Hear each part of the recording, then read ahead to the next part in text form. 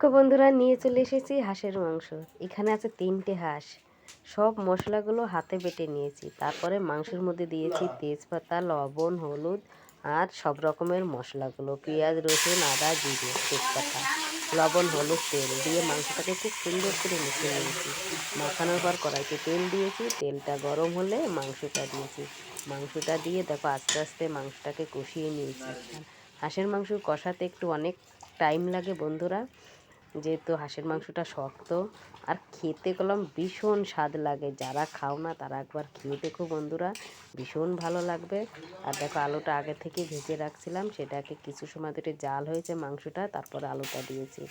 আলুটা দিয়ে হালকা একটু জাল দিয়ে নামিয়ে ফোড়নে দিয়ে দিয়েছি তেজপাতা, জিরে আর কাঁচা লঙ্কা বাটা। তারপরে দেখো মাংসটা দিয়েছি। কালারটা দেখো বন্ধুরা, কাঠের জাল তো আজ ভীষণ ভালো রান্না হয়েছে বন্ধুরা। তোমাদের কাছে কেমন লাগছে বলো তো কালারটা? ভালো লাগলে বন্ধুরা সাবস্ক্রাইব করো, পাশে থাকো, দেখতে থাকো।